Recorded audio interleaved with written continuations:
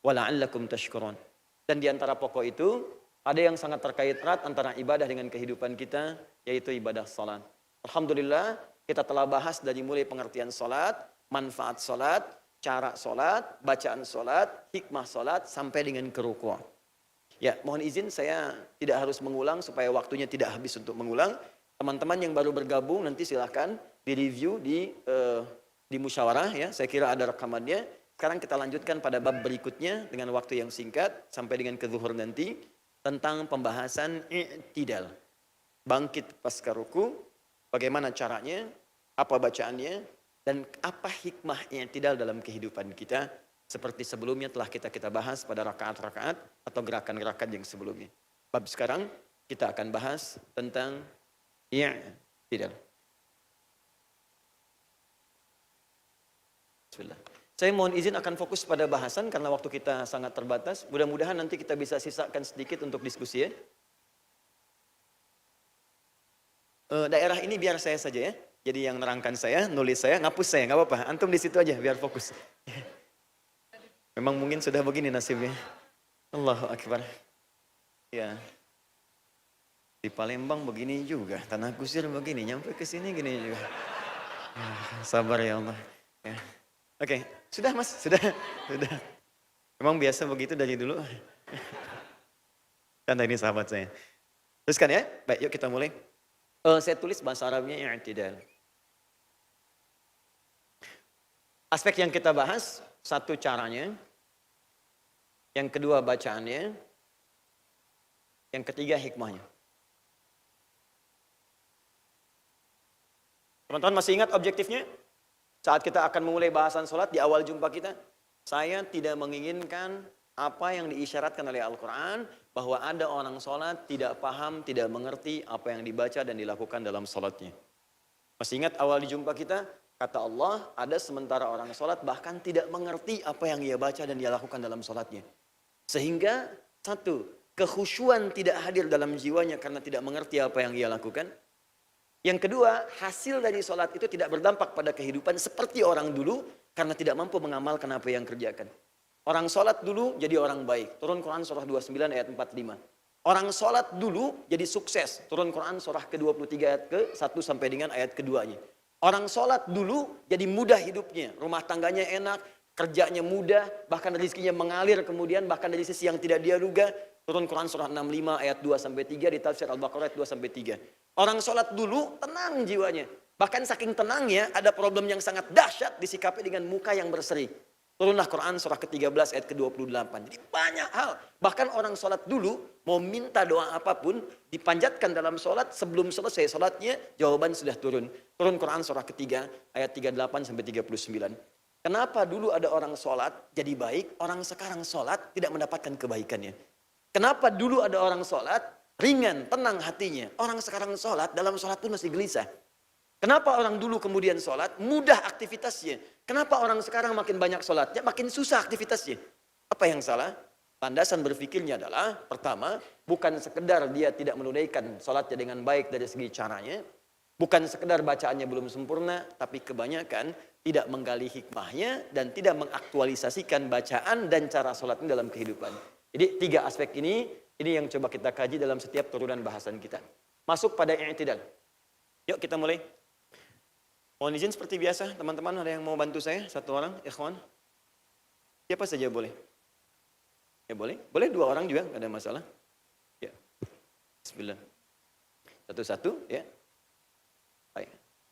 Dua-duanya ruku, mohon izin. Menghadapnya kemana? Kiblat, baik ya. Supaya kelihatan sebelah sini saja, ya. Ngadap ke sini supaya kelihatan dari sana. Jadi dua-duanya ke sini, jangan satu ke sini yang tabrakan. Ngadap sana. Ya, ngadap ke sana. Mundur sedikit. Izin teman-teman, silakan rukuk. Bismillah.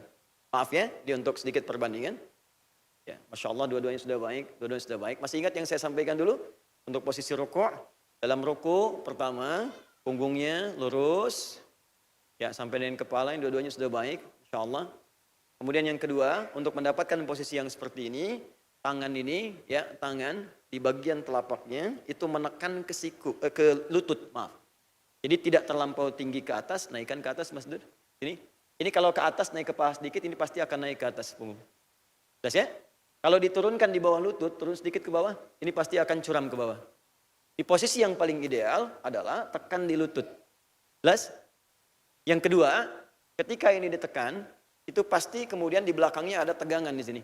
Ditekan dengan kencang, kuat, ini pasti akan tegang bagian belakang. Tarik dari sini langsung sampai ke bagian atas sampai lurus ke depan. Ini penting sekali, nanti kalau ini kita kerjakan dengan baik, yang pegel-pegel, yang capek, yang macam-macam, ini hilang. Ya, tapi poinnya adalah, perhatikan, ini baru cara. Bacaannya sudah kita bahas, masih ingat hikmahnya? Kita membaca apa saat ruku dulu? Subhana rabbiyal azim atau subhana rabbiyal azimi wa bihamdi atau subhanakallahumma bihamdika Allahumma ighfirli. Mohon izin, cukup sebentar. Tahan sebentar, duduk di sini saja supaya saya mudah minta bantuan. Sebentar, fokus. Subhana rabbiyal azim. Saya pernah katakan, dulu orang Romawi atau orang Persia punya kebiasaan kalau ingin dihormati itu pasti menggungkukkan badannya. Ya, tangannya dilipat dua begini, kemudian ruku. Dalam bahasa Arab ruku seperti ini. Ruku. Ada yang langsung sujud kemudian mundur. Ya, dihormati dengan sifat ruku yang kadang menghadirkan pengkultusan atau lebih dekat kepada penyembahan. Maka dalam sholat muncullah kemudian kita perintah dari Allah supaya semua ruku dan sujud jangan dihadapkan pada makhluk. Hormat boleh tapi jangan berlebihan. Karena semua yang harus dihormati berlebihan untuk disembah hanya Allah. Maka turunlah kemudian syariat ruku. Dalam ruku ini kemudian diminta kita dengan posisi tadi. Ada aspek kesehatannya, ada aspek penghambaannya. Tapi masih ingat rahasia yang pernah saya sampaikan di pertemuan lalu? Jika seseorang hanya menghamba kepada Allah saja. Ini hikmahnya.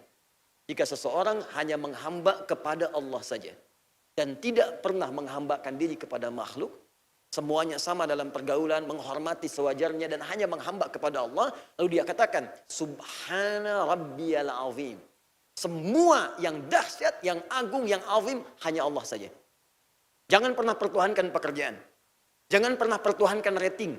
Jangan pernah pertuhankan manusia. Pertuhankan Allah. Ketika Anda tawakal kepada Allah, maka Anda akan diangkat oleh Allah dan diberikan apapun yang Anda butuhkan.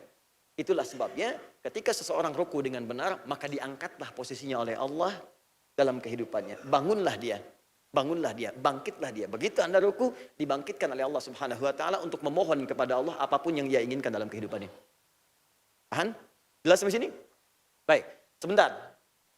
Masih ingat kalimat saya yang pernah saya sampaikan dulu? Kalau ada segala hal yang tidak sesuai dengan sifat dan keagungan Allah, kita katakan apa? Atau saya ganti. Kalau Anda melihat yang indah-indah, yang bagus-bagus, pemandangan bagus, naik ke puncak, apa katanya? Masya Allah. Jadi asalnya bukan subhanallah ya. Asalnya Masya Allah. Tapi kalau Anda menyaksikan sesuatu yang tidak bagus, tidak sesuai dengan hukum Allah, bukan sesuai dengan sifat Allah, katakan subhanallah. Subhanallah. Misal, Quran surah kedua ayat 116, paling kiri pertengahan. Wa qalu ittakhadallahu walada. Mereka berkata Allah punya anak, gak sesuai dengan sifat Allah. Katakan subhana. Mereka berkata mustahil Muhammad, Tuhanmu gila. Bisa memperjalankan engkau dari Masjidil Haram ke Masjidil Aqsa. Cuma semalam, maka turun Quran surah 17 ayat pertama. Subhanalladzi asra. Pakai subhan. Kadang-kadang dalam keseharian kita nggak sadar. Ada yang kita agungkan selain Allah. Sedang bekerja, panggilan sholat tiba. Harusnya kan Allah yang kita respon. Sengaja diundur-undur sholat, padahal bisa mengerjakan tepat waktu. Sengaja menunda zakat, padahal bisa dikeluarkan pada saat itu. Sengaja menunda sedekah. Sengaja menunda bacaan Al-Quran. Padahal kita bisa melakukannya pada saat itu. Hanya untuk kemudian memenuhi hasrat dunia kita. Maka disitulah kita katakan subhanallah. Ya Allah, sebetulnya yang agung itu bukan pekerjaan saya. Yang agung itu engkau. Bisa engkau wafatkan saya saat saya bekerja. Bisa engkau wafatkan saya saat saya sedang melakukan aktivitas. Makanya kita ruku mengatakan, ya Allah, kalau selama ini saya salah dalam bermunajat kepadamu, maka mohon ampuni dosa saya. Subhana Rabbiyal Azim. Semuanya tidak ada yang lebih agung dibandingkan Rabbku. Ketika Anda bisa tawakal seperti itu, maka masih ingat Quran surah ke-48 ayat 29. Kata Allah, orang yang sholatnya bisa seperti itu, maka diperkenankan dia memohon yang terbaik, yang istimewa dalam hidupnya. Jangan minta yang biasa. Pertemuan lalu yang terakhir. Ya, Muhammadur Rasulullah walladzina ma'ahu asyiddau 'alal kuffar ruhama'u bainahum tarahum ruk'an sujada. Engkau akan lihat sifat istimewa umat Nabi Muhammad kata Allah dalam ruku'nya. Ketika benar ruku'nya, maka mereka boleh memohon kepada Allah apapun yang mereka inginkan termasuk yang paling istimewa. Ketika Anda tunduk, saya akan berikan apa yang kamu minta, kata Allah. Jadi mohon maaf ya, kalau selama ini Anda memohon dan belum terkabulkan, jangan-jangan selama ini kita belum patuh pada Allah. Orang tua saja kita patuhi, apa yang kita minta dikasih. Kadang yang nggak kita minta itu dibeliin gitu. Kita patuh pada Allah, apa yang Allah nggak punya. Jadi kalau selama ini Anda berdoa belum terkabul, jangan-jangan bukan nggak dikabulkan, kitanya yang belum patuh. Coba lihat deh Quran surah kedua ayat 186, paling kiri sebelah bawah. Sebentar ya, nanti kita masuk lagi ke praktik. Quran surah 2 ayat 186, ini ayat tentang doa. Fokus. Wa idza sa'alaka ibadi, kata Allah Muhammad sallallahu alaihi wasallam, jika ada hambaku bertanya kepadamu tentangku. Maksudnya, jika ada hambaku ingin mencariku. Ingin mencari, ingin datang kepadaku. Fa inni qarib, katakan padanya jangan lelah. Yakinkan pada dirimu aku dekat, memberi harapan. Tapi yang paling menarik, motif orang ingin mendekat kepada Allah biasanya cuma dua. Kalau bukan ingin bertobat, pasti punya kebutuhan yang dimohonkan. Pengen berdoa. Silakan cek. Dulu jarang tahajud. Pas besok mau dapat proyek langsung tahajud. Malamnya doa. Dulu jarang puasa. Besok anak mau ujian